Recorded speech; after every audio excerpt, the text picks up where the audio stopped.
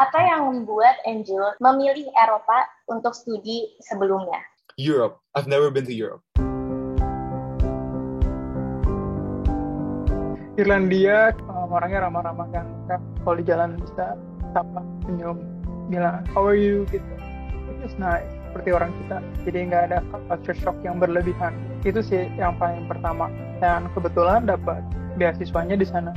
Aku anak gunung, anak alam yang suka petualang gitu ya. Nah, Eropa itu kebetulan alamnya kan unik ya, terutama negara Nordik. Jadi di sana summernya yang panjang dan ada namanya midnight sun yang matahari nggak tenggelam, dan juga winternya yang seperti itu di film-film Christmas. Itu membuatku pingin banget ke sana, menantang diriku, fisikku seperti apa gitu.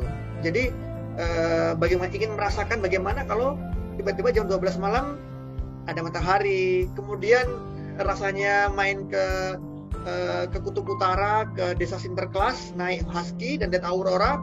Itu suatu impianku dari kecil. Alamnya memang aku ingin merasakan. Itu yang pertama.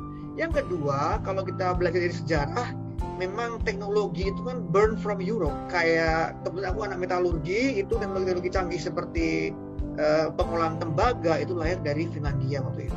Eropa itu adalah tempatnya lahir teknologi. Dari memang dari segi alamnya memang sangat menantang, ingin aku dan juga dari segi tadi sejarah, di sanalah mother of science-nya itu di sana.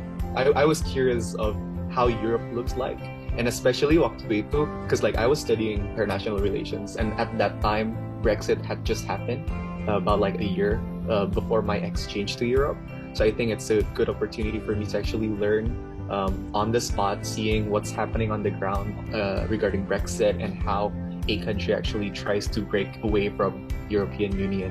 And my docent at the University of Glasgow was an actual negotiator for the EU for Brexit. But I think Europe is the place to go if you're looking for this kind of setting. Terkait Eropa atau dalam hal ini UK ya sebagai tempat belajar, tentu it goes without questions ya. Belajar keluar itu sebuah privilege yang tidak boleh disia-siakan. It's a big opportunity, karena kalau dalam pengalaman saya bertemu dengan profesor-profesor yang lingkup risetnya itu sudah begitu diverse gitu. Jadi mungkin kalau di Indonesia kita belajar cuma tentang Indonesia, kita belajar cuma tentang Southeast Asia. Tapi ketika ketemu dengan expert atau profesor yang ada di sana, they actually learn the world. Those kind of connection itu yang bikin kalian tuh ngelihat one day kalau kalian dihadapkan pada suatu isu atau masalah, kalian nggak akan fokus ke satu titik itu aja. You will automatically trying to find something in other countries or other communities. Do they experience this kind of thing? If they do, mereka caranya gimana mengatasi ini? What kind of policy, what kind of regulation, what kind of spirit yang dibangun oleh komunitasnya to tackle this problem? Dan itu kan bisa jadi lesson learn, best practice yang bisa kita pakai di negara kita, or yang paling kecil adalah di komunitas kita sendiri. Lihat apa sih yang ada di luar negeri dan nggak ada di Indonesia. Lebih bagus lagi if you can import something in a good way dan implement it in Indo with Indo context gitu. Karena when I went to the UK, it's like tabir kehidupan terbuka gitu.